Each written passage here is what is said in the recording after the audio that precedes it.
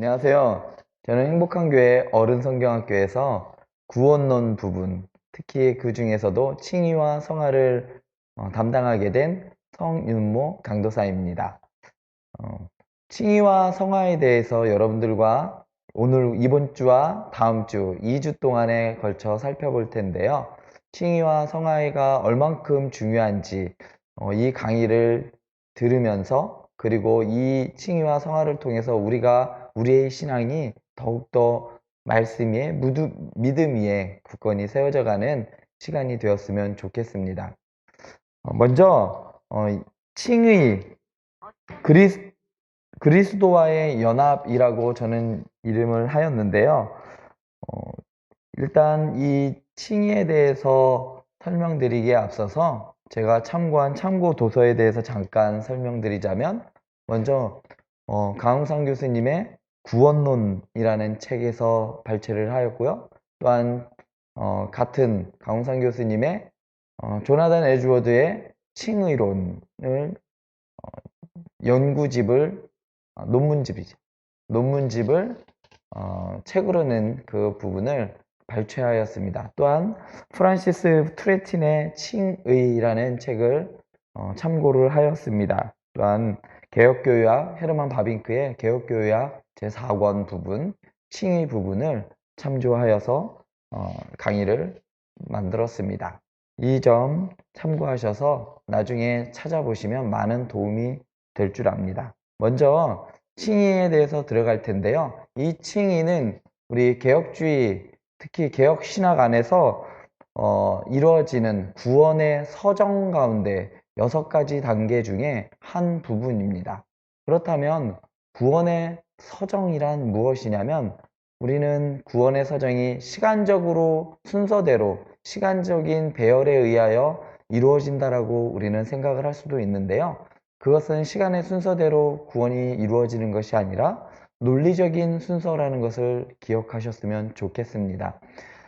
그렇기 때문에 시간적으로 이게 먼저야 어느 게 먼저냐라고 할 수 없고요. 왜냐하면 동시다발적으로 일어나는 것이 바로 우리의 구원이기 때문에 어느 게 먼저 된다라고 할 수 없기 때문입니다. 그래서 구원의 서정을 우리가 살펴볼 텐데요. 우리 개혁주의, 특별히 우리 개신교 입장에서 보는 구원의 서정에 대해서 살펴볼 텐데요. 먼저 개혁파, 개혁교회에서 이야기하고 있는 구원의 서정은 총 6단계입니다. 첫 번째로는 바로 예지, 그러니까 하나님의 미리 아심입니다. 하나님께서 미리 구원받을 자를 아셨다라는 거예요. 미리 아셔서 하나님께서 두 번째로 예정하셨습니다. 하나님께서 구원받을 자를 아셨고, 그래서 그 사람들을 구원받기로 정하셨습니다. 그리고 구원받기로 정하신 사람을 하나님께서 부르셨습니다. 그것을 우리는 소명이라고 이야기를 합니다. 그렇게 부른 사람들을 하나님께서는 어떻게 하시냐면, 오늘 주된 강의의 주제와 같이 칭의하십니다. 칭의는 바로 의롭게 하시는 것을 의미합니다. 의롭게 칭한 그 사람은 이제 어떻게 되어가느냐? 바로 성화되어 가는 겁니다. 거룩하게 하셨다라고 하는 겁니다. 그리고 또한 거룩하게 하신 후에 그 사람을 또한 하나님께서 영화롭게 하십니다. 그렇게 해서 총 6단계에 의하여 개혁파, 개혁교회는 구원의 서정을 이야기하고 있습니다. 그렇다면 우리가 많이 궁금해할 수 있는 로마 카톨릭은 어떻게 이야기를 할까요? 로마 카톨릭은 총 5단계로 구원의 서정을 이야기를 합니다. 첫 단계는 바로 영세, 세례라고 이야기를 해요. 구원을 받기 위해서 가장 먼저 세례를 받아야 한다라고 이야기를 합니다. 그 다음에 이루어지는 것이 견신, 그러니까 영세받은 자가 성령의 은사를 받는 것을 의미합니다. 하나님의 주시는 그 은사를 받아야만, 각자에게 주어지시는 은사가 있는데, 혹은 뭐 방언이 될 수도 있고 또 어떤 병 고치는 은사가 될 수도 있는데, 그러한 은사들, 각가지 은사를 받는 것 또한 구원의 서정 중에 포함되어 있다라고 이야기를 합니다. 참으로 특이한 것은 이 세 번째 성찬인데요. 우리가 개혁교회에서 하고 있는 성찬과 마찬가지로 떡과 포도주를 서로 나누는 것을 의미하는데 이것을 바라보는 입장이 로마 카톨릭은 조금 다릅니다. 우리는 영적 임재설을 이야기하지만 로마 카톨릭은 이 성찬에 대해서 화채설을 주장을 합니다. 그리스도의 살과 피가 그곳에 임했다라고 이야기를 하는 것이죠. 그래서 이 성찬, 그러니까 그리스도의 피와 살을 먹는 것, 그리고 그것에 참여하는 것, 그래야만 반드시 구원이 이루어진다라고 하여 로마 카톨릭에서는 구원의 서정 중에 세 번째에 이 성찬을 집어넣었습니다. 네 번째로는 우리 개혁교회에서는 있지 않는 건데요. 이 고해성사라고 이야기를 합니다. 드라마나 영화를 보았을 때 고해성사를 하는 장면을 우리는 어렵지 않게 볼 수 있습니다. 수세 후, 그러니까 세례를 한 후에 받은 후에 타락한 자들에게 회개의 은총을 베푸는 것을 의미합니다. 여기에서 특이할 만한 것이 있는데요. 왜 고해성사를 할 수밖에 없느냐? 그것은 로마 카톨릭은 예수 그리스도의 공로로 인하여 인간에게 있는 원죄만 사하여졌다라고 이야기를 합니다. 그 이후에 지어지는 고범죄에 대해서는 그것들은 각자의 의나 각자의 회개를 통하여서 그것을 지워야만 구원을 받는다라는 것이 로마 카톨릭의 구원의 교리이기 때문에 고해성사 이 과정이 반드시 필요합니다. 왜냐하면 사제나 사제에 의하여 그 죄를 씻는 과정이 필요하기 때문이에요. 그 다음에 마지막 부분, 종유라고 하는데요. 바로 죽음을 준비하고 남의 죄를 정결케 하는 이 예식이 있어야만, 죽기 직전에 이 종유 과정을 거쳐 그 죄를 다 씻어야만 비로소 하나님 앞에 구원받은 자로 설 수 있다라는 것이 바로 이 로마 카톨릭의 구원의 서정입니다.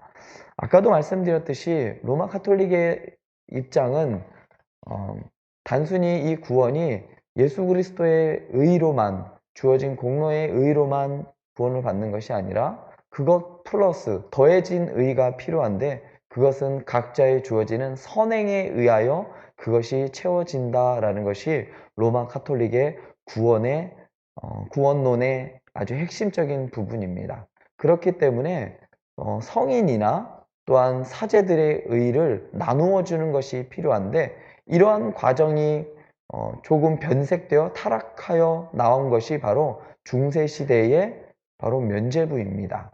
다른 사람의 의를 조금 나누거나 아니면 그것을 사는 것을 의미하는 것인데요. 바로 지옥에 가 있는 형제나 부모님의 죄 또한 이 면죄부를 통하여서 그들의 죄를 사하여지고 그것에 의의를 더하여진다면 지옥에 있는 사람이라 할지라도 그를 천국으로 하나님의 나라로 이끌 수 있다, 보낼 수 있다라는 논리가 가능하게 된 것이 바로 더해진 의에 관한 부분입니다. 자, 다음은 바로 복음의 의가 나타나서 믿음에 이르게 하나니 기록된 바 오직 의는 믿음으로 말미암아 살리라 함과 같으니라. 로마서 1장 17절인데요. 바로 이 말씀은 루터가 종교개혁을 하게 된 아주 핵심적인 말씀입니다. 루터는 원래 수도사였습니다. 하나님의 말씀을 수행하는 가운데에서 어떻게 해서든지 자신의 구원을 확인하고자 하였지만 아무리 고된 수행을 한다 하여도 굶고 그 다음에 자기가 할 수 있는 최대한의 고행을 한다 하여도 그 하나님의 심판이라는 그것에서 떨쳐버릴 수 없음을 확인한 후에 좌절감을 맛봤습니다. 그 가운데서 그가 로마서 1장 17절 이 말씀을 묵상하는 가운데 아주 자유함을 얻었습니다. 왜냐하면 나의 의로 되는 것이 아니라 오직 의인은 믿음으로 말미암아 산다라는 이 말씀이 그의 심령 가운데 박히게 되었던 것이죠. 이 말씀을 깨달은 루터는 바로 오직 의인은 믿음으로 말미암아 산다라는 이신칭의 교리를 그는 확인하게 되었던 것이죠. 이신칭의 바로 이런 뜻이죠. 믿음으로써 칭함을 받는다라는 뜻이에요. 또한 어떤 사람은 또 이렇게도 이야기합니다. 이신득의 믿음으로써 의를 얻는다라는 뜻이죠. 둘 다 같은 이야기입니다. 믿음으로써 의롭다 칭함을 받는 것과 믿음으로써 의로움을 얻는 것, 이 두 가지 다 같은 의미로 우리는 사용을 합니다. 이렇게 로마서 1장 17절에 의하여 하나님의 참된 복음의 의미를 깨달은 루터는 종교개혁을 단행을 하게 되고 105개의 반박문을 내걸므로 인하여 유럽의 종교개혁의 불씨를 지피게 됩니다. 그렇게 시작된 종교개혁에 5개의 정신이 있는데 그것은 처음에 솔라 스크립투라, 오직 성경입니다. 교황에 의한 것이 아니라 성경 위에 교황이 있는 것이 아니라 오직 성경이 우리의 삶의 모범이며 오직 성경으로만 모든 것을 해석되어진다 라는 것이 바로 종교개혁자들의 첫 번째 정신이었고요. 두 번째로는 솔라 그라티아, 오직 하나님의 은혜라는 것입니다. 그 다음에 솔로스 크리투스, 오직 그리스도, 그리고 또한 솔라 피데, 오직 믿음, 그리고 솔리데오 글로리아, 오직 하나님께 영광이라는 이 5개의 정신을 가지고 유럽의 종교개혁은 단행되었습니다. 그런데 이 5개의 정신 중에 우리가 살펴보아야 할 것은 바로 이 네 번째 정신인 솔라 피데입니다. 오직 믿음이라는 것인데요. 다른 것이 아니라 오직 믿음이라는 것입니다. 이 말은 바로 교황이 발부하고 있던 로마 카톨릭이 발부하였던 이 면죄부에 관한 것인데요. 사람은 다른 사람의 의로 덧붙여진 은혜로 덧붙여진 의로 구원을 받는 것이 아니라 오직 믿음으로만 구원을 받는다. 그렇기 때문에 오직 믿음이기 때문에 오직 하나님의 그것 또한 은혜다라는 것이 바로 종교개혁의 핵심 정신이며 우리가 살펴볼 오직 믿음 이 부분입니다. 자, 그런데 제가 지금 여러분들께 한 가지 질문을 드리고 싶은 것은 왜 지금 시대의 칭의를 이야기해야 하느냐라는 것입니다. 지금 시대에 이미 종교개혁으로 인하여 끝난 것이 아닌가? 종교개혁의 5개의 정신은 끝난 것이 아닌가? 라고 생각할 수도 있습니다. 너무나도 긴 500년 이상 된 이야기들을 지금 다시 한다는 것이 조금은 진부하다라고 할 수도 있을 겁니다. 그런데도 불구하고 제가 칭의에 대해서 다시 한번 강조되어야 한다라고 할 수 있는 이유는 바로 여기에 있습니다. 우리나라에서 있었던 일인데 바로 1999년 10월 31일에 있었던 일입니다. 10월 31일은 어떤 날일까요? 얼마 안 있으면 이제 이번 주 토요일이 바로 종교개혁 주일입니다. 종교개혁일인데요. 1999년 10월 31일 종교개혁 기념일인 이 날에 루터란과 로마 카톨릭이 칭의론에 대하여 바로 이 정신이죠. 이신칭의, 오직 믿음으로만 칭함을 받는다라는 이 교리, 이 칭의론에 대하여 합동 성명을 냈습니다. 무엇이라고 냈냐면요. 이렇게 냈어요. 과거 서로에게 냈던 정죄를 거둔다. 주요 골자는 이렇습니다. 500년 전에 종교개혁 때 내었던 서로 간에 정죄하였던 그것을 일종의 해프닝이다.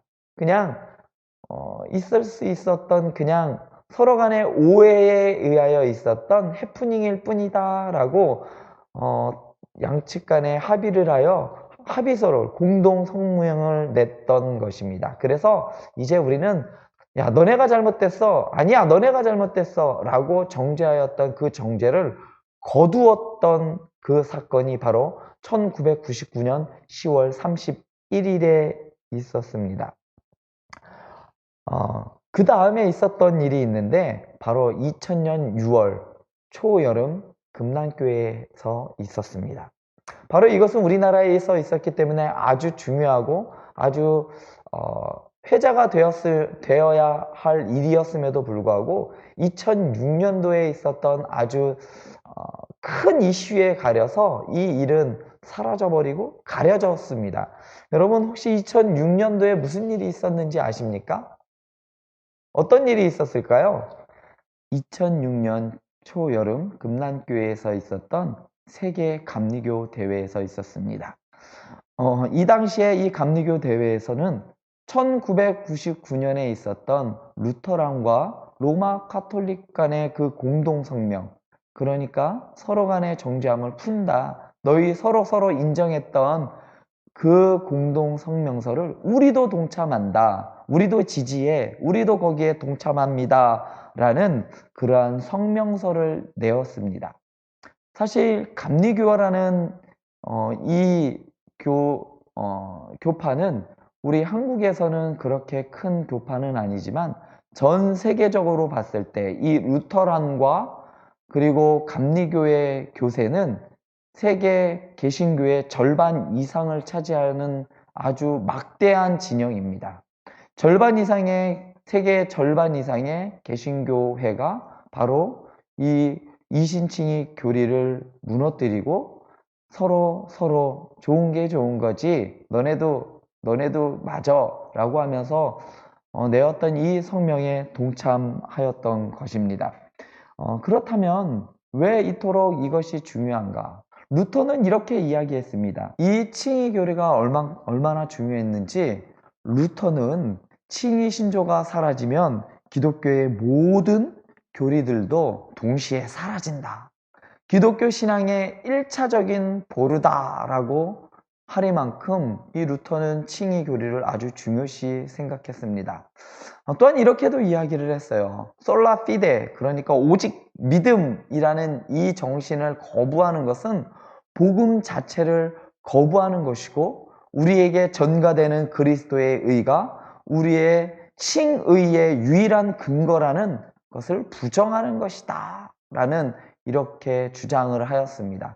그러니까 이런 것이에요. 루터는 이렇게 이야기를 합니다. 그리스도께서 십자가에서 만드신 그 의가 우리에게 전가되는 그 유일한 근거, 그것이 바로 이 칭의다라는 것입니다. 그렇기 때문에 이 칭의 교리가 무너지면 우리는 그리스도로부터 의를 받을 수가 없기 때문에 바로 우리는 구원을 받지 못한다라는 논리를 폈습니다. 그렇다면 칼빈은 어떠했느냐? 칼빈은 칭의론은 기독교 신앙을 떠받치고 있는 가장 중요한 토대이기 때문에 각별히 주의해서 다룰 것을 요구하였습니다. 왜냐하면 우리가 무엇보다 하나님 앞에서 우리의 지위와 그리고 또한 우리의 위치가 무엇이고 하나님이 우리에게 선고한 판결이 무엇인지 알지 못한다면 우리가 구원을 얻기 위한 토대나 하나님을 향한 경건을 키워가는 데 필요한 토대가 존재할 수 없기 때문이다 라고 말하였습니다. 그러니까 칼빈은 이 칭의는 바로 우리가 구원을 얻기 위한 가장 중요한 토대다 라고 강조를 하였던 것이지요. 그렇다면 우리 이 현대 교회의 문제점은 무엇인가? 이 칭의론에 대한 현대 기독교의 문제점은 무엇인가? 라는 것을 살펴볼 필요가 있는데요. 이것은 바로 불일치와 일치로 저는 정의하고 싶습니다. 이전에는 종교개혁 때는 카톨릭과 그리고 다른 종교와의 차이가 있었어요. 무엇의 차이냐면 구원을 받는 방법에 대해 있어서 일치하지가 않았습니다. 무엇이냐면 바로 우리는 오직 믿음으로만 구원을 받기 때문이다 라는 것이에요. 로마 카톨릭은 아까도 말씀드렸듯이 그리스도의 의, 예수님을 믿는 그 믿음뿐만 아니라 하나 더 덧붙여진 의가 있어야만 구원을 받는다라는 것이었어요. 그렇기 때문에 종교개혁자들과 종교개혁을 단행하였던 이 개신교와 로마 카톨릭은 공존할 수 없었습니다. 그래서 서로 간에 정죄를 하였고 서로 갈 길로 찢어지게 되었던 것이 바로 이 이신칭의 교리의 문제였습니다. 그런데 최근에 그 문제가 점점 희석되기 시작했어요. 약화되기 시작했다는 것이죠. 그것은 뭐냐면 이 일치에 대하여 관심을 갖기 시작했기 때문이라고 저는 생각하는데요. 이런 것입니다. 로마 카톨릭과 개신교와 다른 점에 대해서 우리는 너희들과 이런 것이 달라라고 생각했다면 지금의 교회는 어떤 것이 저들과 같지? 같은 것이 무엇인지에 대하여 관심을 갖기 시작했습니다. 왜냐하면요, 종교 다원화와 다원주의에 의해서 이러한 것이 왔다고 저는 생각을 하는데요. 구원에 있어서 다르다 할지라도 같은 부분이 있으면 그래도 대화가 가능하다라는 것이 이들의 생각이었습니다.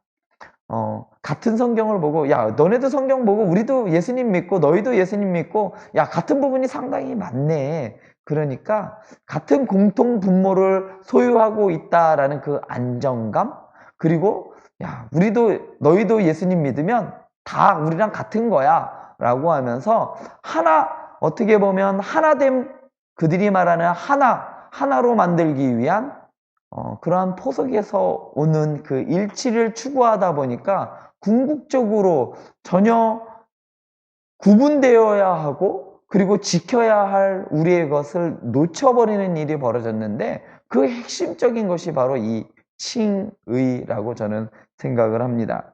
그래서 이 칭의 교리가 바로 서지 못하는 일이 점차 벌어지게 되었고 그리하여 이렇게든 저렇게든 어떻게 가든 뭐 서울로 가면 돼 라는 이러한 말도 생기게 되었던 것이죠. 어떤 목사님은 이렇게 이야기를 했어요. 긍정의 힘 해서 내가 긍정적으로 생각하고 있으면 구원을 받을 수 있어. 성경이 말하는 구원은 긍정이야. 긍정만 있으면 돼. 구원에 대하여 다른 길도 제시하게 되었죠. 여러분들은 어떻게 생각하십니까? 다른 것으로도 구원을 받을 수 있다라고 생각하십니까?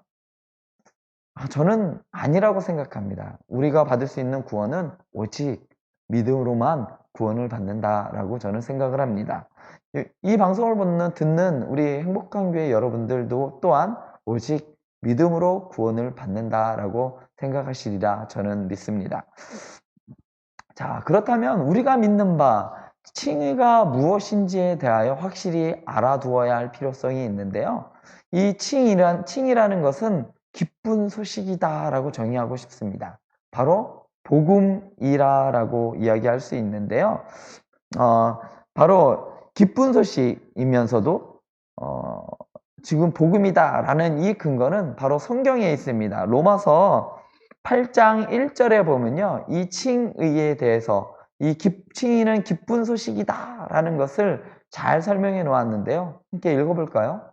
그러므로 이제 그리스도 예수 안에 있는 자에게는 결코 정죄함이 없나니 라고 이야기를 했습니다.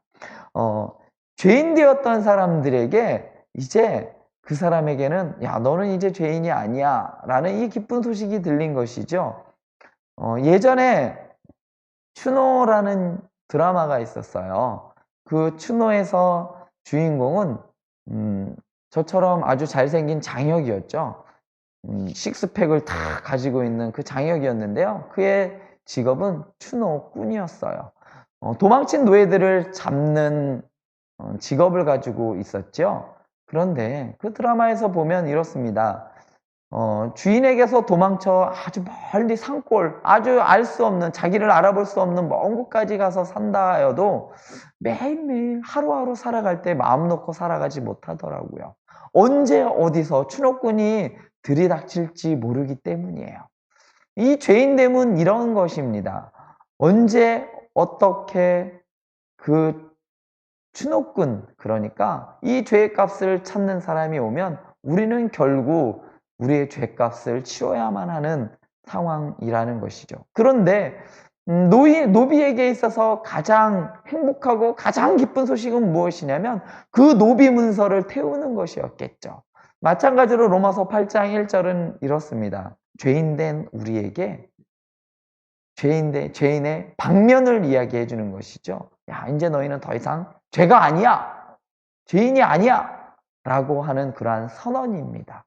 그렇기 때문에 이것은 죄인들에게 있어서 기쁜 소식이죠. 바로 저와 여러분들에게 이 칭의라는 너는 의로와 라는 이 선언이 기쁜 소식일 수 있는 것은 바로 우리가 죄인이기 때문입니다. 또한 두 번째로 칭의의 정의는 법정적인 단어로 선언되어지는 것입니다.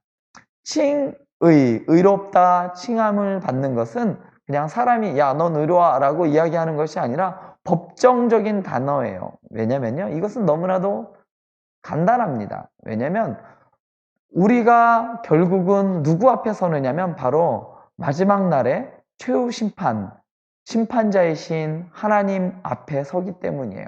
그곳에서 우리의 죄가가 드러날 것이고 그것에 따라 하나님께서는 우리를 판결을 하실 텐데 그 판결, 그 법정에서 이루어지는 그 상황, 그 칭의는 바로 그때 이루어지는 선언되어지는 것이기 때문에 법정적이라 이야기할 수밖에 없는 것이지요.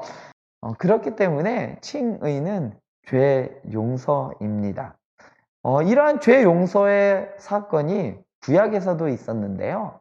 구약에서 바로 제사를 통하여 동물을 잡고 피를 흘려 제사를 지낸 그 사람의 죄를 동물에게 전가시켜 그 죄를 사하는 그 행위에 있어서도 바로 칭의라고 할 수 있는 것이지요.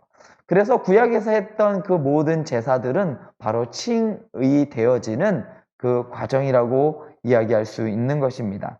세 번째로 칭의는요, 판사가 한 사람에게 야, 너는 죄 없어 라고 판결하는 것입니다. 구약 성경에 보면 이러한 일들이 있는데요. 바로 신명기 25장 1절에 보면 이렇습니다. 사람들 사이에 시비가 생겨 재판을 청하면 재판장은 그들을 재판하여 의인은 의롭다 하고 악인은 정죄할 것이며 라고 이야기를 했어요. 성경에 나타나는 이러한 칭의 가운데 칭의는 재판이야 나라고 할 수 있는 그 근거는 바로 이 말씀인데요. 의인은 의롭다 하고 악인은 정죄할 것이다 라는 이 말씀인데요. 의인은 의롭다 하는 것은 이런 거예요. 의인한테는 그래 너 의로워, 악인한테는 야 넌 악해 라고 이야기하는 이것이 바로 의롭다 칭하는 것이고, 악인에게는 너는 죄인이야 라고 하는 이 행위가 바로 재판에서 이루어지는데 그것을 하는 사람을 재판장이지요. 그렇기 때문에 칭의는 재판관에 의하여 선언되어지는 것이다 라고 할 수 있는 것입니다. 그래서 또한 칭의에 대해서 신약 성경은 이렇게 이야기합니다. 누가 능히 하나님께서 택하신 자들을 고발하리요? 의롭다 하신 이는 하나님이시니 누가 정죄하리요? 죽으실 뿐 아니라 다시 살아나신 이는 그리스도 예수시니 그는 하나님 우편에 계신 자요 우리를 위하여 간구하시는 자신이라. 이 말씀 가운데서도요, 의롭다 하신 이, 그러니까 이겁니다. 넌 의로와라고 하신 이 분은 하나님이시기 때문에 누가 너는 죄인이야 라고 할 수 있겠느냐는 것이죠. 바로 선언되어졌기 때문에 하나님께서 넌 의로와 라고 선언하셨기 때문에 또한 누가 너는 죄인이다 라고 감히 이야기할 수 있겠느냐라는 것입니다. 그렇기 때문에 성경은 이렇게 칭의에 대하여 재판관에 의하여 선언되어지는 것이다 라고 말합니다. 또한 칭의 사상은 하나님의 심판과 장차 임하게 될 진노에 대한 두려움으로 생겨났음이 분명하기 때문에 칭의라는 단어는 법정적 의미 이외에 다른 의미로 사용할 수 없다라고 이야기를 합니다. 이 말은 프란시스 투레틴이라는 신학자가 한 말인데요. 이는 선언되어지는 것이다 라는 것을 강조하기 때문입니다. 이것은 우리 안에 어떠한 칭의되는 근거가 없다는 것을 또한 의미하는 것이에요.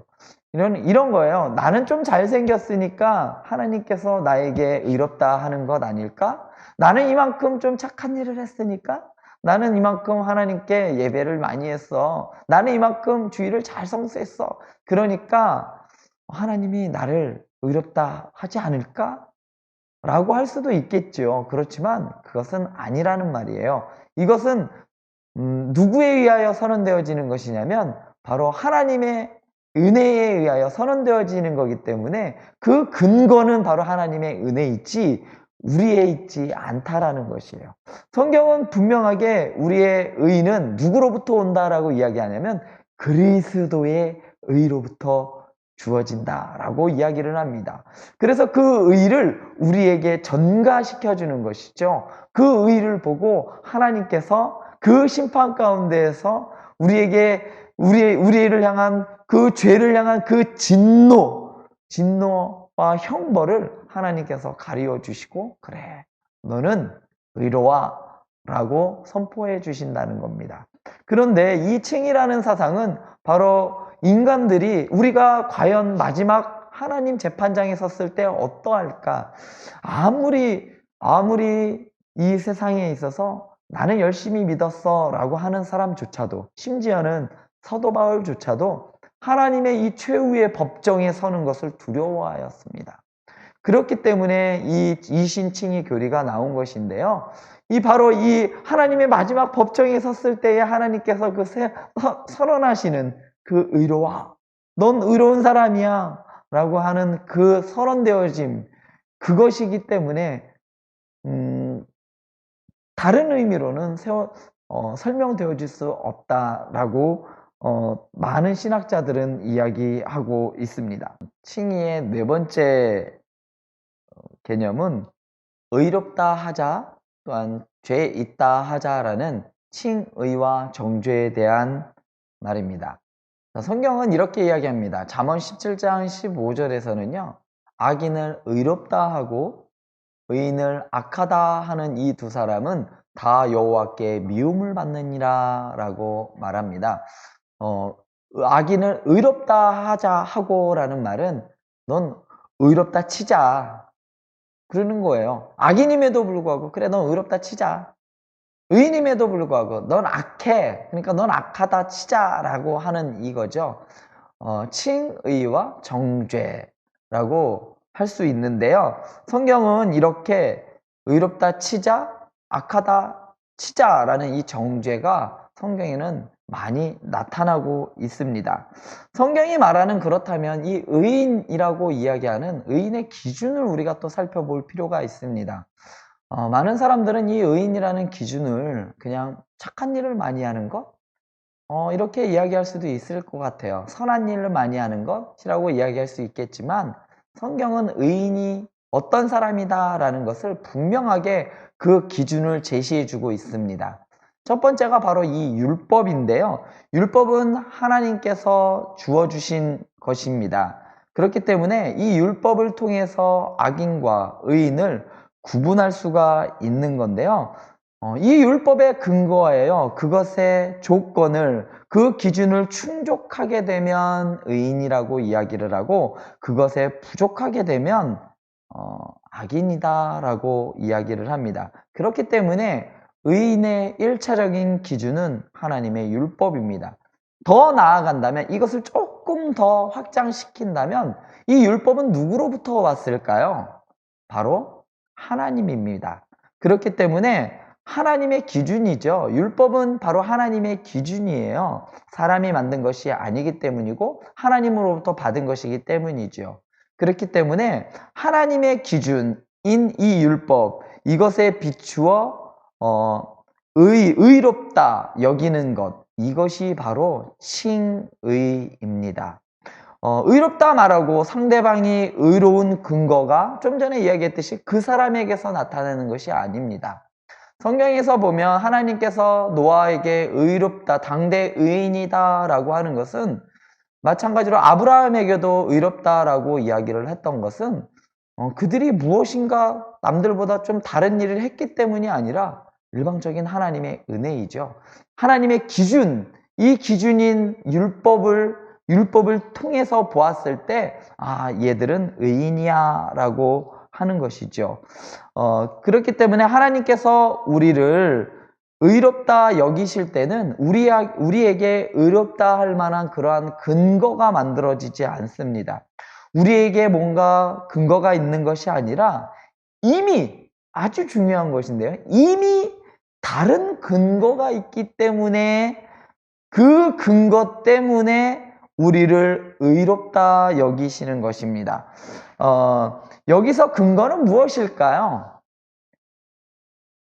여기서 말하는 이 의롭다 말하는 이 다른 근거, 율법을 충족하지 못하지만 그것을 충족했다라고 하면서 이야기하고 그 기준에 통과됐어라고 칭의 받을 수 있는 그러한 근거는 바로 예수 그리스도의 의입니다. 칭의는 이미 있는 근거에 의하여 의롭다 칭해지는 것입니다. 아무것도 없는데 하나님이 우리에게 야 그냥 너는 그냥 착해, 무조건 다 착해라고 하는 것이 아니라 근거가 있기 때문이에요. 혹은 저는 이런 이야기를 종종 들은 적이 있어요. 어느 할머님이 자기 자식에게 이런 이야기를 하더라고요. 다른 사람에게 우리 아이는 너무 착해, 너무 착한데 술을 너무 많이 먹어. 그 술이 문제야. 그래서 뭐 이혼을 했어. 우리 아이는 너무 착한데. 그게 과연 말이 될까요? 착하면 착한 근거가 있어야겠죠. 의인이면 의로운 근거가 필요합니다. 하나님께서도 그냥 너희는 그냥 무조건 착해 라고 말씀하시는 것이 아니라 그에 따른 근거에 의하여 우리를 의롭다 라고 말씀해 주시는데 그것이 바로 예수 그리스도의 의입니다. 바로 이 그리스도의 의가 바로 우리의 의롭게 되는 칭의의 근거가 되어지고 기준이 되어지는 겁니다. 그렇다면 이 예수 그리스도의 의를 우리에게 전가되지 않는다면 우리는 절대로 의롭다 칭함을 받을 수가 없습니다. 왜냐하면 어떤 누구도 이 율법이 말하는 바 그것을 다 충족시킬 수 있는 사람은 없기 때문이죠. 그렇기 때문에 우리가 기댈 수 있는 것은 율법의 완벽하게 지킴에 의한 것이 아니라 바로 그 외에 바로 예수 그리스도의 의에 의하여 우리가 칭의를 받을 수 있는 의롭다함을 받을 수 있는 근거가 되어줄 수 있는 겁니다. 그렇다면 의롭다 칭함을 받을 수 있는 너는 의로워 라고 칭의를 하는 그러한 경우가 성경에 나타나는데요. 총 4가지의 경우가 나타납니다. 성경이 말하는 이 칭의하는 경우는 첫 번째로 하나님을 칭의하는 경우입니다. 좀 이상하지 않나요? 하나님을 의롭다 이야기할 수 있을까요? 없을까요? 답은 이미 말씀드렸죠. 성경은 하나님을 의롭다라고 이미 말하고 있습니다. 욥기서 32장 2절에 보면 이렇습니다. 람 족속 부스 사람 바라겔의 아들 엘리후가 화를 내니 그가 욥에게 화를 내면 욥이 하나님보다 자기가 의롭다 함이요 라고 욥기서 32장 2절은 말해요. 하나님보다 자기가 의롭다. 그러니까 하나님은 의로운데 욥 네가 의롭다고 하니? 라고 이야기를 하는 거예요. 사람이 하나님한테 의롭다라고 이야기하는 경우지요. 또한 누가복음에 보면요. 누가복음 7장 29절에 보면 모든 백성과 세리들은 이미 요한의 세례를 받은지라 이 말씀을 듣고 하나님을 의롭다 하되라고 했어요. 모든 사람과 모든 백성과 세리들이 요한의 세례를 받고 난 이후에 하나님은 의로워 라고 하였다라는 것이에요. 심지어는 많은 사람들도 하나님은 의롭다라고 이야기를 할 수 있는 겁니다. 왜냐면요. 이것은 그냥 칭하는 것이기 때문이에요. 그냥 선언하는 것이기 때문에 가능한 것입니다. 그것은 인간이 하나님에게도 할 수 있는 것은 그런 연유이지요. 내가 하나님을 의롭다 불렀기 때문에 하나님이 의로워지는 걸까요? 아닙니다. 내가 하나님은 의로워 라고 했기 때문에 의로워지시는 것이 아니라 이미 하나님은 의로우십니다. 그렇기 때문에 하나님을 의롭다 또한 부를 수 있는 것이죠. 하나님을 사람들이 의롭다라고 여긴 것, 이것이 가능한 것은 좀 전에도 말씀드렸듯이 그냥 부르는 행위이기 때문입니다. 또한 성경이 말하는 이 칭의의 경우는 바로 아담의 경우로 이야기할 수 있는데요. 성경이 언제 아담을 의롭다고 이야기한 적이 있나요? 물론 그러한 경우는 없습니다. 이것은 어디까지나 가정했을 경우인데요. 무엇을 가정하냐면요. 만약에 아담이 하나님의 말씀, 그러니까 하나님이 이 동산 중앙에 있는 선악을 알게 하는 나무의 가시를 따먹지 말라라고 하였던 이 말씀을 지켰다면 어땠을까요? 그것을 지킨 것을 가정했을 경우, 그러니까 행위 언약이죠. 하나님께서 이것을 먹지 말라라는 그 행위 언약을 지켰을 경우에 그것을 하나님께서는 의롭다 칭함을 해주시는 거죠. 그래서 아담은 죄인이 되지 않는 것이죠. 의인으로 남을 수 있는 것, 의인이 될 수 있는 것, 의인으로 살아갈 수 있는 것은 바로 하나님의 그 행위 언약인 이것을 먹지 마라 라는 것을 지켰을 경우, 그것을 가정했을 경우 아담은 의롭다 칭함을 받을 수 있는 것입니다. 왜냐면요, 아담이 의롭게 창조되었기 때문에 의롭다 칭함을 받는 것이 아닙니다. 어떤 사람은 이렇게 생각할 수 있어요. 하나님이 만든 건데 의롭지 않은 게 있겠어? 아닙니다. 하나님은 아담을 만들 때 사람으로 만들었고요. 그에게 자유의지도 주었고 다 주었어요. 그에게 그를 의롭게 만든 것이 아니라 하나님과 사람 사이의 언약, 그러니까 행위 언약, 이 순종이라는 행위를 통해서 의롭다 칭함을 받을 수가 있는 것이었습니다.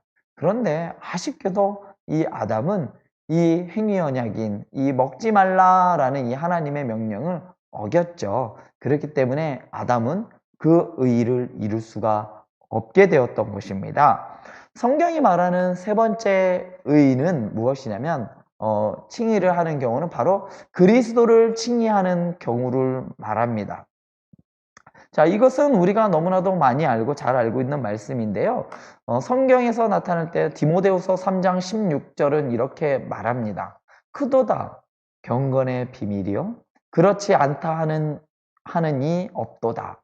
그는 육신으로 나타난 바 되시고 영으로 의롭다 하심을 받으시고 천사들에게 보이시고 만국에서 전파되시고 세상에서 믿음 받으시고 영광 가운데서 올려지셨느니라 라고 하셨죠. 중간에 보면 파란 글씨로 되어 있는 의롭다 하심을 받으셨다라는 거예요. 누구로부터 의롭다 하심을 받으셨을까요? 네, 하나님입니다. 무엇 때문에 의롭다 하심을 받으셨냐면 바로 예수 그리스도가 순종하신 그 십자가에서 이루신 의로 인하여 의롭다 하심을 받으신 거예요. 그런데 여기서 한 가지 의문을 가질 수 있는 분들이 있어요. 그러면 예수님은 의롭지 않은 분이셨던가? 아닙니다. 예수님은 하나님의 아들이시고 또한 하나님이시면서 의로운 분이십니다. 그런데 하나님의 가지신 그 의 가지고는 우리의 모든 것들, 우리가 가지고 있는 그 죄를 사하실 수 있을까요? 없을까요? 물론 있으십니다. 그렇게 하실 수 있으신 분입니다. 그런데 그렇게 하면 하나님은 공의로운 분이 아닙니다. 죄를 지었으면 죄에 대한 대가가 있어야 되는 것이죠. 범죄한 인간들에게는 반드시 그에 따른 형벌이 있어야 되는 거고 그것의 대가가 바로 죽음이라는 것이죠. 그것이 있어야만 하나님은 공의로운 분이시고 공의가 설 수가 있는 분인 거죠. 나쁜 사람 죄를 지었는데 괜찮아 라고 할 수는 없는 겁니다. 여기에 있어서 세상에서도 나쁜 일을 했을 경우에는 적법한 절차를 통하여 그 사람에게 죄가 부과되고 그리고 벌이 부과되는 것은 너무나도 당연한 이치이겠죠. 마찬가지로 하나님의 법정에서도 마찬가지입니다. 죄인에게는 마땅히 그 죄에 대한 형벌이 이루어지는데요. 인간이 저지른 그 죄는 어떻게 감추어질 수 있고 그 의는 어떻게 올 수가 있느냐면 바로 완전한 사람이신 예수 그리스도가 그 이루신 의로만 우리는 사함을 받을 수가 있는 것이죠. 그렇기 때문에 예수님은 반드시 이 땅에 오셔야만 했고 완전한 사람의 모습으로 오셔서 그 의를 이루셔야만, 그 의를 우리에게 주셔야만 우리는 구원을 받을 수가 있었던 것이에요. 자, 네 번째 경우가 있는데요. 칭의하는 네 번째 경우는 바로 우리에게 있어서 너무나도 중요한 죄인을 칭의하는 경우입니다. 이 죄인을 칭의하는 경우는 성경 말씀 한번 볼까요? 로마서 4장 5절이에요. 한번 읽어보도록 하겠습니다. 이를 아니할지라도 경건하지 아니한 자를 의롭다 하시는 이를 믿는 자에게는 그의 믿음을 의로 여기시느니라. 자, 죄인들에 대한 칭의인데요. 비록 죄인임에도 불구하고 무엇을 믿느냐면 의롭다 하시는 이 바로 예수 그리스도죠. 예수 그리스도를 믿는 자에게는 그의 믿음, 그가 가지고 있는 죄인임에도 불구하고 그가 가지고 있는 그 믿음을 의로 여기신다라는 겁니다. 그러니까 의롭다 하시는 이 바로 예수 그리스도께서 이루신 의, 그 의를 믿는 자들에게는 그의 믿음을 의로 여겨주신다라는 이 죄인임에도 불구하고 예수 그리스도를 믿음으로 의인으로 여기신다라는 이 죄인 칭의에 대한 말씀이 바로 로마서 4장 5절에 대한 말씀이고요. 바로 이 로마서 4장 5절의 말씀은 종교개혁에 있어서 아주 핵심적인 중요한 말씀입니다. 이 말씀 때문에 이 말씀에 의지해서 종교개혁자들은 종교개혁을 단항을 하였던 것이지요. 그런데 한 가지 여러분들과 한번 생각해 볼 것이 있는데요. 그것은 바로 우리는 그냥 단순히 예수 그리스도를 믿으면 되는 것인가 라는 것이에요. 여러분들 한 가지 너무나도 뻔한 질문인데요. 한 가지 질문을 하자면 여러분 어떻게 구원받나요? 믿음으로 구원받는다라고 할 수 있습니다. 그런데요. 더 정확하게 말씀드리자면 단순히 믿음으로 구원받는 것이 아니라 예수 그리스도를 믿는 믿음입니다. 다른 것을 믿는 것이 아니라 바로 예수 그리스도를 믿는 믿음인데요. 예수 그리스도의 십자가에서 이루신 그 의를 우리에게로 전가시키는, 우리에게로 가져오는 그 방법은 바로 무엇일까요? 바로 그리스도와 연합입니다. 사실은 루터라는 신학자는 이 그리스도와의 이 연합, 이 부분을 알지 못했기 때문에 그래서 그는 그렇다면 그 의가 어떻게 올까? 올 수 없다. 한계에 부딪혔죠. 그러나 칼빈은 바로 그리스도와 연합함으로 예수님의 그 포도나무의 비유에서와 같이 예수님은 참 포도나무고 우리는 그에 달린 가지로서 접붙임받은 가지로서 그리스도와 연합했을 때에 하나가 되었을 때에 우리에게는 열매를 맺는, 그러니까 우리가 그리스도와 연합하였을 때 우리 그리스도께서 이루신 의가 바로 우리에게로 전가되어지는 그 놀라운 은혜를 우리가 경험할 수 있는 것이죠. 그렇다면 어떻게 우리는 계속해서 그리스도와 연합할 수 있을까요? 그것을 성경은 바로 믿음이라고 이야기를 합니다. 그렇기 때문에 믿음의 행위는 계속해서 그리스도와 연합하려고 하는 그 행위, 그것을 믿음이라고 하고 그 안에 머물러 있을 때에 우리는 비로소 우리는 의롭다 칭함을 받을 수 있는 것이죠. 한 가지 또 말씀드리자면 이런 겁니다. 우리는 지금 의인이라 칭함을 받고 있나요? 어떤 사람들은 이것이 내가 교회는 열심히 다닐 때, 내가 좀 신앙 생활을 좀 열심히 할 때는 그래 내가 좀 하나님이 나를 의롭다 하시는 것 같고 나는 구원받은 사람인 것 같은데 내가 조금 바빠서 그리고 삶에 좀 찌들어서 그것에 좀 하다 보고 교회도 좀 한두 번 빠지고 내가 신앙에 조금 소홀히 할 때에는 나는 신앙에서 떨어졌나 봐 라고 생각하시는 분들도 있을 수 있습니다. 그런데 우리의 칭의는 언제 이루어진다라고 말씀드렸죠?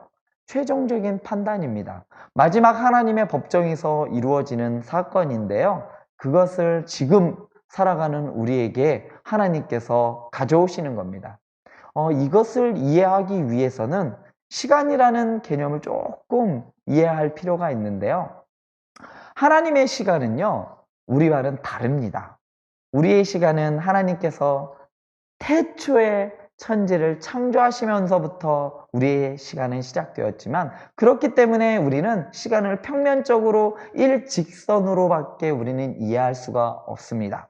그런데 하나님은 달라요.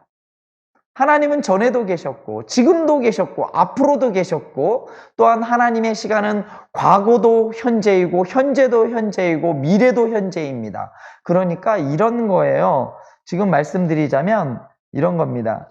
시간이라는 것이 이렇게 쭉 나와 있어요. 이것이 태초서부터 지금이 여기에 현재이고 앞으로 이어져 나아갈 것이 미래라면, 현재를 살아가는 우리가 미래에 있어질 이 하나님의 칭의를 가져올 수 있는 것은, 바로 하나님은 어떻게 시간을 보고 계시느냐면, 하나님은 이런 거죠. 이 시간 밖의 개념에서 보고 계시는 거예요.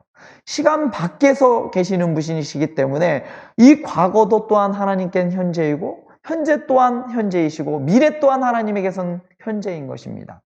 하나님이 보시는 그 미래에서 우리에게 선언되어질 그 의로움을 하나님께서는 가져오시는 거예요. 현재를 살아가고 있는, 지금을 살아가고 있는 우리에게 가져오셔서 너는 의로워. 왜냐? 나중에 선언되어질 그 그리스도의 전가된 의를 받고 선언되어질 우리의 그 장차 우리에게 주어질 그 자녀로서의 권세, 그리고 의롭다 선언되어질 그 선언을 하나님께서 가져오는 거예요. 그게 어떻게 가능하지? 물론 우리의 시간 안에서는 불가능하지만 앞으로 있을 것을 가져오시는 이 하나님의 시간의 개념에서는 충분히 가능하다는 것이죠. 그래서 사탄조차도 지금, 아니 저렇게 지저분한 사람이, 저렇게 죄 많은 사람을, 저는 지저분한 사람을 어떻게 의롭다라고 하십니까? 라고 할 수 없는 것은 바로 나중에 선언되어질 그 하나님의 그 선언되어진 의를 우리에게 가져오기 때문입니다. 이러한 것을 고려해 본다면 정말로 지금 우리가 살아가는 우리에게 큰 소망이 되어질 수 있는 것이죠. 절대로 흔들리지 아니하고 변하지 않는 그 하나님의 법정에서의 그 선언되어짐을 지금 현재를 살아가고 있는 저와 여러분들에게 하나님은 하시고 계신 거예요. 뭐라고요? 너는 의로워. 너는 의로워. 무엇 때문에? 예수 그리스도와 연합함으로 너희는 의로워. 예수님을 믿기 때문에 너희는 의로워. 라고 말씀하시는 것입니다. 그렇다면 이제는 지금까지 살펴본 이 칭의의 정의와 그리고 칭의에 대한 이런 여러 부분들을 어떻게 우리에게 칭의가 되어지는가, 그 칭의의 과정을 그림을 그려가면서 하나하나 살펴보았으면 좋겠습니다. 자, 먼저 여기에 하나님의 의가 있습니다. 하나님께서는 의로우신 분이기 때문에 위에 하나님이 계시는데요. 하나님께서 아담에게 명령을 하세요. 뭐라고 명령하셨을까요? 여기에 따먹지 말라. 하나님이 아담에게 따먹지 말라 하면서 따먹지 말라라고 하나님께서 명령하십니다. 그런데 이 따먹지 말라라는 것은 너무나 간단해요. 이제 그렇기 때문에 우리는 쉽게 이 부분을 놓칠 수가 있는 건데요. 이것은 하나님의 법입니다. 또한 이 법은요, 곧 누구를 의미할까요?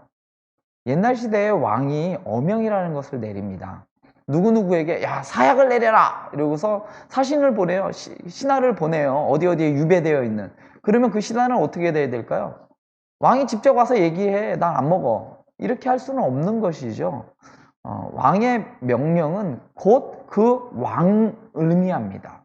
그렇기 때문에 하나님께서 먹지 말라라는 이 명령 안에는 곧 하나님이 들어가 있는 거예요. 그 명령 안에는 하나님의 명예가 들어갈 수 있는 거고요. 하나님의 거룩함 그리고 하나님의 의를 담보하고 있는 것이기 때문에 이 명령은 너무나 중요한 거예요. 그렇기 때문에 이 명령을 어긴다, 이 법을 어긴다는 것은 무엇을 의미하냐면 바로 하나님을 욕보이는 것이죠. 하나님의 이름을 거부한 것이죠. 하나님의 의를 깨뜨린 것이고 하나님을 침범한 것입니다. 나 안 지켜. 안 지켜도 돼. 이것은 곧 부모님을 침범한 것이죠. 우리의 자녀들이 야, 아이들에게 너 이것 좀 이렇게 좀 해. 안 할 건데? 그 명령을 지키지 않으면 그 아이는 부모님을 어긴 것이죠. 부모님의 권한을 침범한 것이죠. 그래서 어떡하죠? 우리는요? 네, 그렇죠. 등짝을 때립니다. 왜냐하면 그거에 따른 합당한 벌을 내리지요. 자, 마찬가지로 하나님께서 하나님을 침범한 이 아담에게 아담에게도 벌을 내리시는데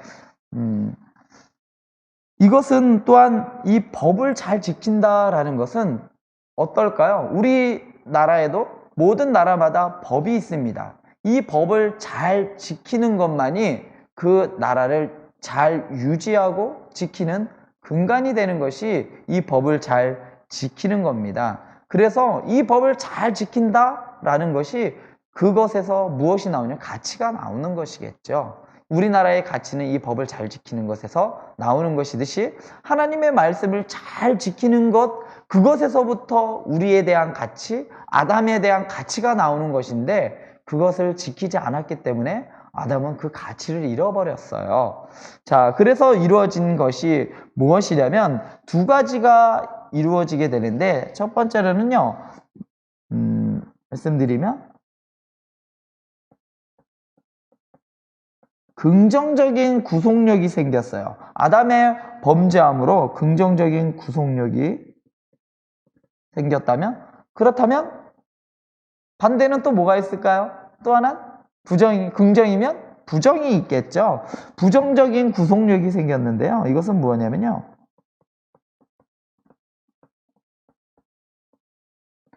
하나님의 말씀에는 구속력이 있어요. 뭐냐면 하지마라는, 이것은 구속력을 가지고 있는 겁니다.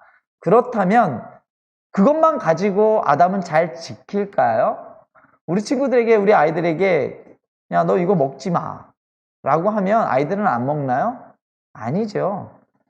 너 그거 먹으면 너 이따가 와서 너 엄마한테 혼나? 이 혼나라는 거. 너 계속 그렇게 하면 어떻게 돼? 라는 이 부정적인 구속력이 있는 거예요. 아담에게도 긍정적인 구속력은 그거 먹지 마 라는 것이에요. 그런데 부정적인 구속력은 뭐냐면 그거 너 먹으면 어떻게 돼? 너 죽는다 라는 거예요. 자, 긍정적인 구속력은 바로 먹지 마라 라는 이 명령이에요. 그래서 이것을 우리는 법에 있어서 무엇이라고 하냐면 조항이라고 이야기할 수 있죠. 법에 조항들이 있어요. 그렇다면 그것을 지키지 않았을 때 어떤 일이 벌어지냐? 바로 죽는다라는 이 벌칙이 있어야죠. 예를 들면 이런 겁니다.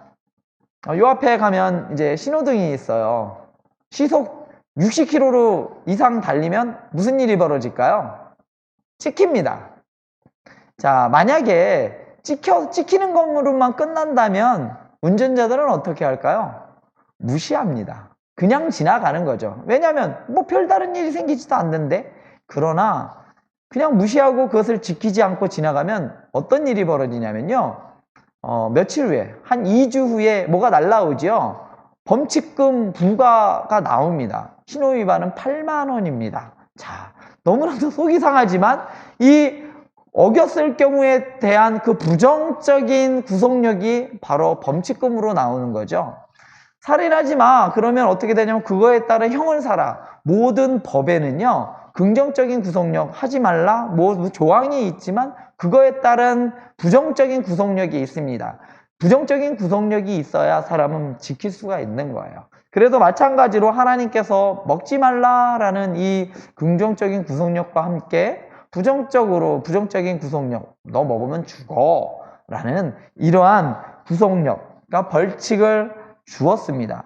이렇게 아담은 결국 이 구속력, 이 율법이죠. 하나님의 이 법의 테두리를 어떻게 했을까요?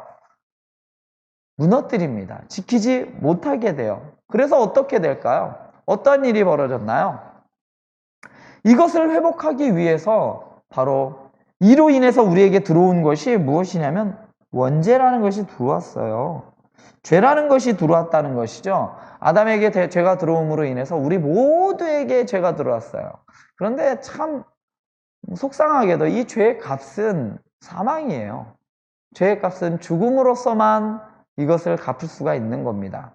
그래서 하나님께서 죽을 수밖에 없는 죄인들을 위해서 하나의 대안을 마련해주고 대책을 세우셨는데 그게 바로 예수 그리스도입니다. 자, 이 예수 그리스도께서는 무슨 일을 하셨을까요? 예수 그리스도는요, 첫 번째 아담은 실패했어요. 첫 번째 아담이 실패했는데 무엇을 실패했죠? 하나님의 말씀에 순종하는 것을 실패했어요. 그죠? 율법을 지키는 것이죠. 무엇이냐면 하나님의 명령, 먹지 말라라는 이것을 어떻게 했어요? 지키지 못했어요. 그래서 죽게 되었던 것이죠. 그래서 두 번째 아담, 그리고 마지막 아담이신 예수 그리스도께서 오셔서 그것을 완성하시는데, 자, 어떻게 예수님께서는 이것을 완성하시냐면요, 우리는 잘 알고 있는 바와 같이 무엇을 하셨죠? 예수님께서 율법에 대하여 순종하셨습니다. 예수님께서는 율법에 대하여 순종하셨어요. 왜냐하면요, 예수 그리스도께서 하신 일은 법을 긍정적으로 지키는 일을 이루신 거예요.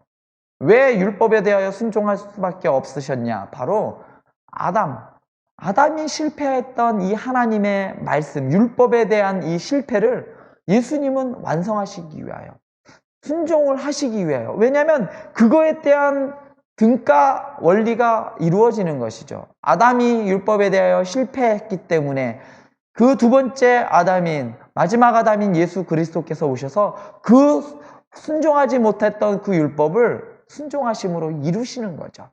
그래서 이것을 이루시기 위하여 성경은 무엇이라고 이야기를 하냐면 예수님은 율법 아래 오셨다라고 이야기를 하는 이유가 바로 이겁니다.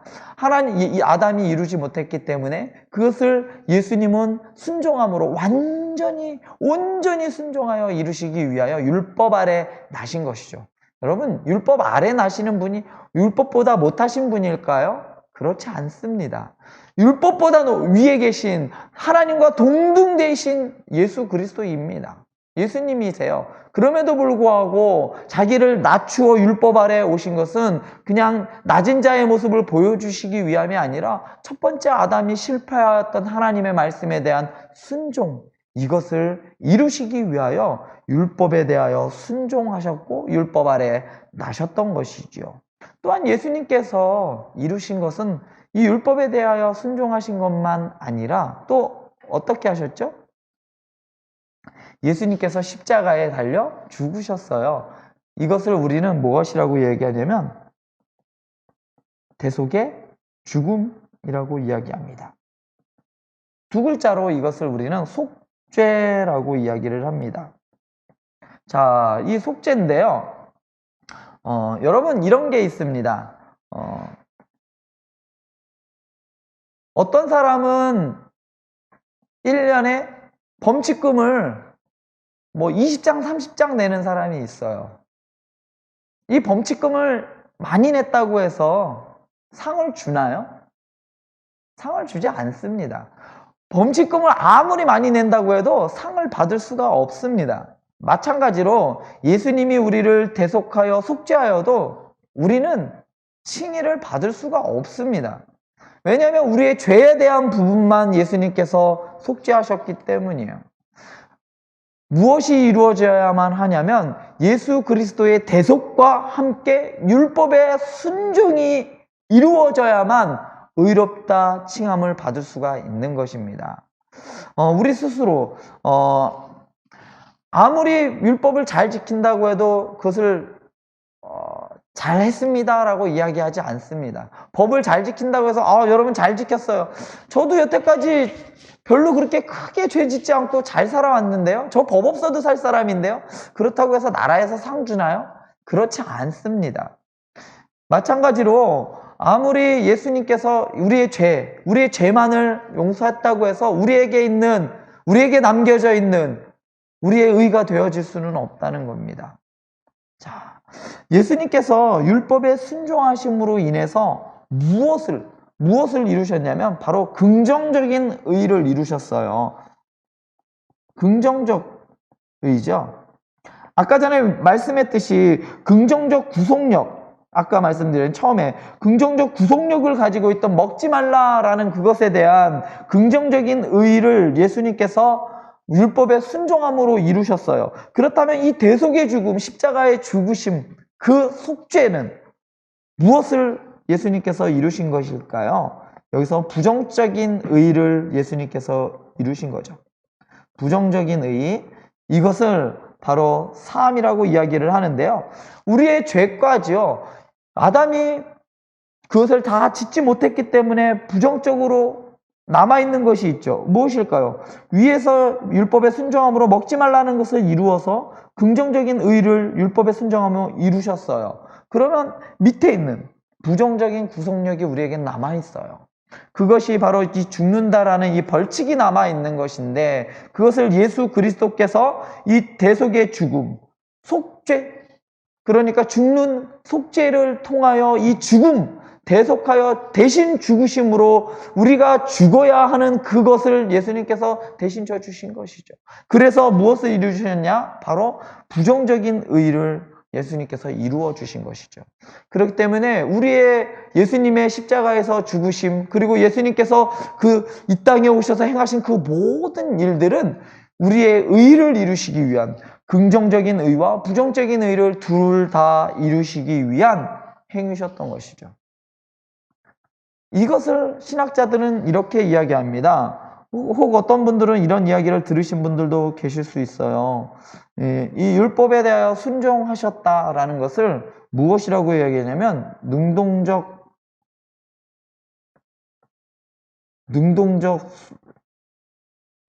능동적이라고 이야기하고, 이것을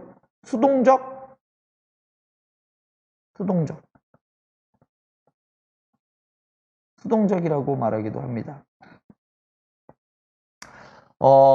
물론 이것을 딱 구분하는 것은 의미 없다라고 이야기하는 분들도 있어요. 정말 이렇게 예수님께서 이루신 것이 이것은 이거고 저것은 저것이다 라고 이야기할 수는 없습니다. 왜냐하면 이것은 그냥 예수님에 의하여 그냥 동시에 이루어졌기 때문이에요. 마찬가지로 우리의 구원도 아까도 처음에 말씀드렸듯이 우리의 구원의 서정은 시간의 순서대로 배열되어 있는 것이 아니라 그냥 논리적으로 그냥 이렇게 생각했을 때 이렇게 어떤 것은 동시에 일어나기도 하기 때문에 어떤 것이 먼저다 뒤다 말할 수는 없지만 이러한 개념 안에서 이루어진다라는 그러한 개념에서 말씀드렸다면 예수님께서 이루신 의, 능동적인 의와 이 수동적인 의도 마찬가지로 개념적으로 그냥 이루어진 거다라고 이러한 개념 가운데 있다라는 것을 알면 되겠습니다. 이것을 꼭 이것은 이거다, 이것은 어디서부터 어디는 딱 이거다 라고 구분지어서 이야기를 한다면 그것은 참 큰 오류를 만들 수가 있습니다. 이것은 예수님께서 동시에 한 번에 이루신 의가 바로 율법의 순종함으로 대속에서 죽으신, 십자가에서 죽으심으로 이루신 의라는 것이죠. 예수님께서 이렇게 이루신, 능동적으로 수동적으로 이루신, 여기에서 이루신 의, 바로 너무나도 중요한 것이죠. 이 의가 그리스도께서 이 땅에 오심으로 완전한 사람으로 이루신 긍정적이고 부정적인 이 의, 그리스도께서 이루신 이 의가 어떻게 되느냐? 바로 이것을 우리가 무엇함으로?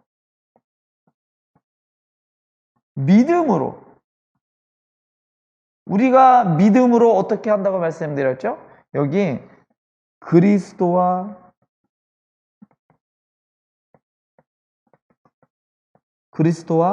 연합할 수 있는 겁니다.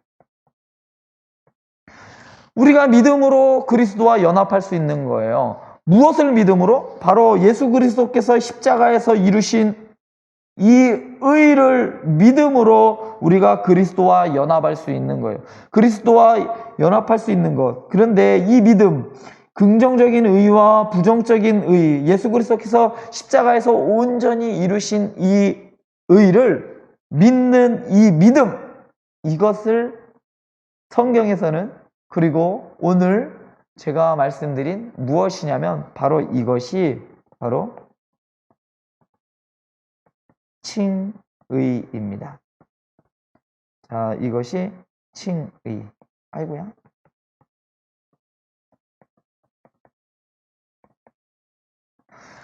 우리가 어떻게 칭의를 받느냐면 그리스도께서 나를 위하여 십자가에서 죽으셔서 율법에 온전히 순종하셔서, 그리고 또한 나를 위해 죽으셔서 대속하여 주셨기 때문에 그 대속의 의를 믿는 믿음, 그 예수를 믿는, 그리스도를 믿는 믿음, 그렇게 믿을 때 우리는 칭의, 의롭다 칭함을 받을 수 있는 겁니다. 그리고 그 믿음은 바로 우리를 그리스도와 연합하게 만들고 그리스도와 연합하게 하는 것이죠. 자, 여기까지 말씀드리면 우리의 행위가 그리스도 안에 있지 않을 때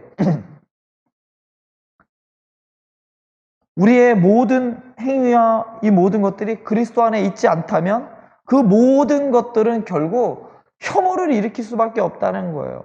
하나님이 보시기에 선하지 않다라는 거예요. 이런 겁니다. 아무리 이 세상에서 선한 일을 많이 한다고 해도 그리스도 안에서 행하지 않는다면 하나님이 보시기에는 그건 가증하다라는 거예요.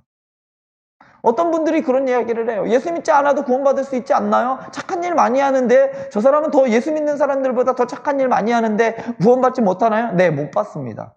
왜냐하면 그리스도 안에서 한 것이 아니기 때문이에요. 우리가 믿는 믿음은 그리스도 안에서, 어떠한 그리스도 안에 있냐면 나를 위해 십자가에 달려 죽으신 그 예수 그리스도를 믿는 믿음으로 의롭다 칭함받은 그 믿음 안에, 그 그리스도 안에 거할 때에 우리는 비로소 하나님의 자녀로 칭함을 받을 수가 있는 거죠. 믿음이라는 것은 칭의를 받는 동작이 아닙니다. 사실은 내가 믿었기 때문에 이렇게 할 수 있어요. 내가 믿었으니까 조금 내가 뭔가 그래도 내가 구원받는데 뭔가 한 거 아닌가? 내가 믿었기 때문에 구원받는 거 아닌가? 라고 생각할 수가 있습니다. 그렇지 않습니다. 이 믿음이라는 행위는 칭의를 받는 동작이 아니라 바로 그리스도의 의를 우리 것이 되게 하는 동작입니다. 이 말을 누가 했느냐면 바로 조나단 에드워드가 하였어요. 우리 예수님을 믿는 것은 나는 의로와라고 하는, 믿었기 때문에 의롭다라고 칭하는 것이 아니라 바로 그리스도의 의를 우리에게로 가져오는 것, 그 동작이 바로 믿음이다 라고 조나단 에드워드는 이야기를 하였습니다.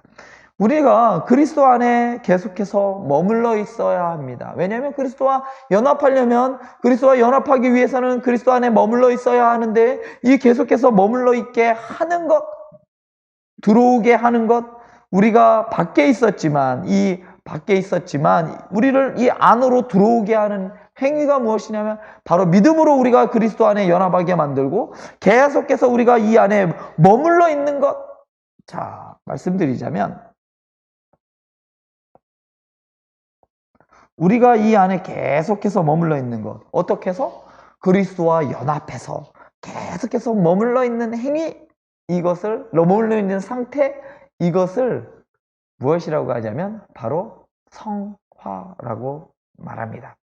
그리스도와 연합은 우리에게 의로움을 가져오는 행위, 의로움을 가져다 줄 뿐만 아니라 우리를 계속해서 하나님의 자녀로서 거룩하게 살아가게끔 하는 그 원동력, 그것이 어디서부터 기인하느냐면 바로 그리스도와 연합하는 것에서부터 나온다는 것이죠. 자, 이렇게 해서 우리의 칭의는 이러한 과정들을 통해서 하나님께서는 우리를 의롭다, 그리고 우리는 칭함을 받고 그 칭함받은 의가 오늘을 살아가고 있는 저와 여러분들에게 신앙의 근거가 되어서, 믿음의 근거가 되어서 오늘도 열심히 믿음으로 살아갈 수 있게 해주시는 그 힘이 되는 것이 바로 이 칭의 교리였습니다.